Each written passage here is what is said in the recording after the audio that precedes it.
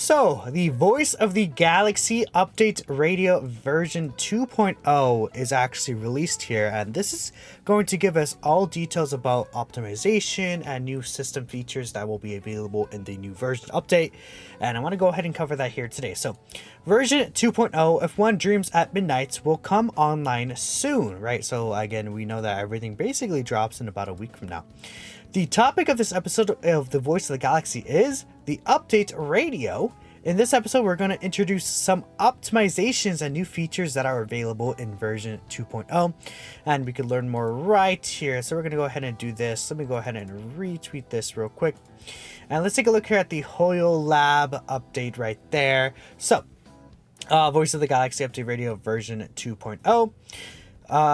Again, they talked about it right there, and again, dude, I'm so excited for Penacony, like the trailers and everything, like the amount of trailers and, posts that they've been doing about this in general. They're really hyping this up. The 2.0 live stream was absolutely amazing, so I'm excited, and hopefully the version update here is going to look very good. In fact, let me go ahead and fix one thing. I did want to switch to dark mode just because it's easier in my eyes, but okay, let's hop right in, right? So, before you realize Penacony's specialty, the Dream Pool, they talked about this in the actual live stream. Perhaps it's time to enter the dream. You lie down in the center of the Dream Pool, and a delicate and sweet female voice enters your ears. Welcome, Trailblazers, to the Voice of the Galaxy. You wonder a dream you'll delve into and slowly drift into drowsiness. Version 2.0, the Update Radio. Alright, so we already read that here. So, let's take a look at the first image here. So, oh, well, it's just all a huge image. Okay, we could just do this, I'm thinking. Greetings, Trailblazer. In version 2.0, many optimizations regarding the Relic system will be officially implemented. Let's go through them without further ado. So, yeah, again, the Relic system is probably my least favorite system in Star Realm. There's no way that they're going to fix the actual issue I have with Relics in this version update, because they already kind of announced everything that's coming. But my issue with Relics is just how annoying substats are. I know that's not going to be a thing that they're really ever going to change. Hopefully in the future there's some way that we could influence that or boost our luck for substats, but at least for now we have self-modeling resin, which is a decent thing too, right? In this new version, when you salvage 5-star relics, you could now select between salvaging them into relic remains or relic EXP materials, which that's a good update, and that should have been there from the beginning. I would probably say relic remains is still likely the honestly better option for the most part, but being able to go ahead and salvage them into relic remains is nice in terms of you're not having to go ahead and separately sell all of these together. You could just, if you don't like them, you could just sell them all at once, and then you could use them for EXP material rather than having to do 5 at a time. Just a little quality of life update, but I think relic remains are probably still the best thing to have, because being able to just craft a new relic from getting a bunch of failed relics seems like it would be more valuable than getting more EXP materials, unless you are running low on the EXP materials, then in which case obviously you need the EXP materials to go ahead and level up the relics, right? But it's not I feel like that you're gonna want more rolls most of the time to get a new equipment than to get more EXP material, but it depends on how much you have right now. If I roll a lot of relics sometimes, right, when I've been building a lot of characters recently, so this is useful for me, right? But I think a lot of players, especially with self-modeling resin, you want to have a good amount of these too. So when acquiring relics or in the inventory screen, you can mark relics with the discard mark. Now this is nice, right? So it explains it here. Adds a new quick select function when performing salvage relics, which allows Trailblazers to quickly select relics to salvage, right? And you can go ahead and select all discarded, select from not discarded 2-star below to 5-star below, right? So this is awesome. So if you're farming relics, you see a relic, let's say you get, I don't know, you're farming a DPS character relic, and then you see the boot, and then it's defense percentage boot with break effects, attack, just flat attack and stuff like that, right? This is garbage relic. Imagine that. You're able to mark it with the discard mark, and you're I'm not going to use this ever. I'm going to sell this, right? then you go ahead and you can do the quick select and automatically sell all of them just by the quick select anything that you already marked as discarded. Then you could just, of course, not mark the good relics that you get with the discard function, and then you'll be good. And on top of that, again, you'll be able to select whether you want relic remains from there or just the EXP material. So this is, I think, a very nice and helpful update here, just for quality of life, right? It's just so nice not having to, like, okay, I rolled all of these, then after I'm done rolling all my relics, I have to shift through every single one of them, see which ones, you know, I wanted to keep or not. To be fair, you could always lock the good ones that you get, but I suffice. I think this is just easier instead of having to select them one by one. Just get them all done, especially, again, if you're farming, like, you know, for days on end, and you go and just sell them all one day and you're just like, right, you know. I personally have like a billion gazillion like 5-star relics just sitting in my inventory. So adds a new enhancement cap option to the auto add insertion rules when performing enhanced relic that allows trailblazers to quickly enhance relics to the next stat upgrade node. So what this is doing is you're able to instantly go to the next level that will give you a substat increase. So you see +3, 6, 9, 12, and 15. All of those levels give you an upgrade to one of your substats at random. So you're able to automatically enhance the cap to the next level instead of when you click auto add, it wouldn't necessarily add all the, how to explain, the EXP to like get to as far as possible. You could set it to just a limit so that, okay, you get this 5-star relic, again, it only has the 3 substats, and you want to see what the 4th substat's going to be, you could do it this, and then you get to +3. And then if you're maybe trying something out with a relic and you're saying, okay, let me get to level 9 with the relic, see how things are rolling, and then you could do that instead of having to, like, you know, manually like add or remove it. Again, not the biggest change, but it is a time saver and it is a nice quality of life update just for relic stuff in general, right? In the new version, when viewing relic details or conducting relic comparisons, you can now have a clearer view of the enhancement status of the relic's secondary stats. Oh, this is cool. So you're able to see, wait, okay, a clear view of the enhancement status of the secondary stats. So I'm actually not sure. Is this like, it says hide and recommended?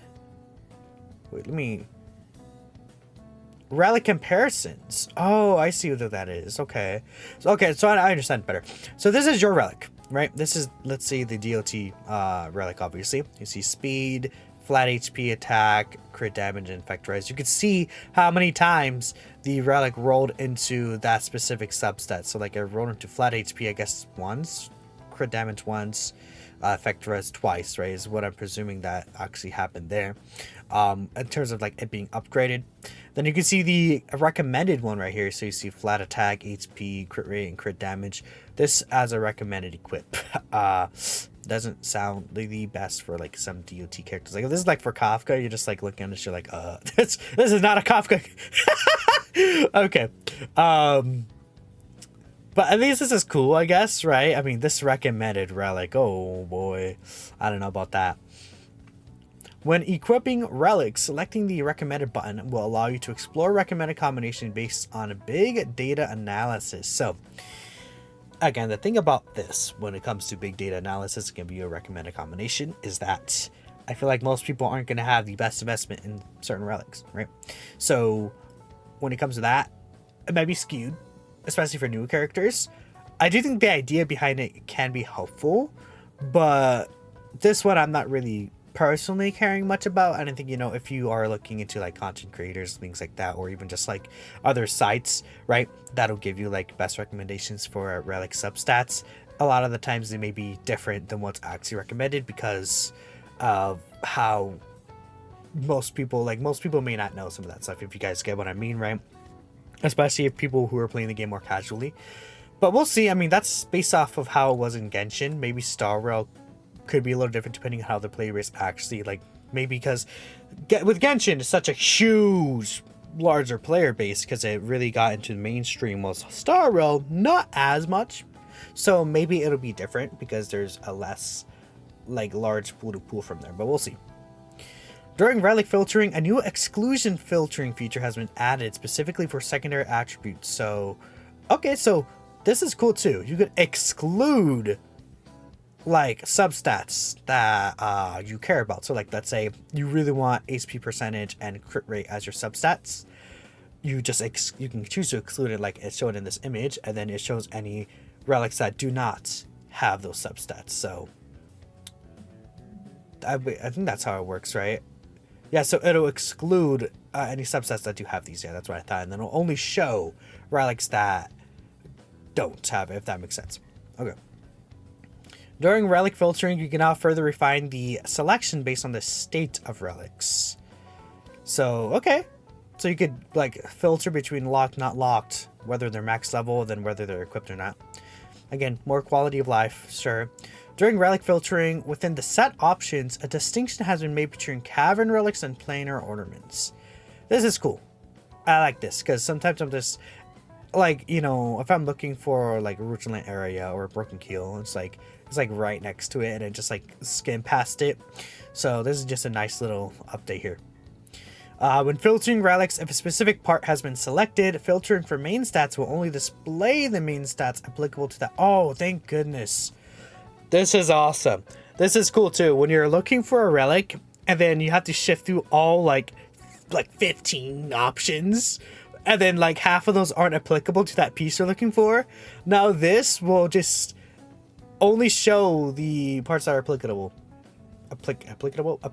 right? This is great. I like this quite a bit.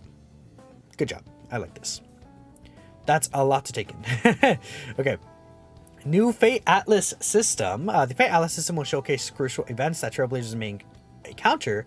As the Trailblazing journey progresses, the Fate Atlas will also continuously updates. Selecting the different nodes in the Fate Atlas will allow Trailblazers to view the corresponding events. So again, this was talked about in the stream, but we're able to see like a timeline of the Star Rail story and how things go, along with like side quests and things like that. Include Trailblaze missions, continuance, companion missions, and certain adventure missions. In the locked event details page, you can view unlocking conditions of an event or directly navigate to the event location. Okay. Navigation system updates. Okay. The holographic overview is overhauled. Just overhauled. Okay.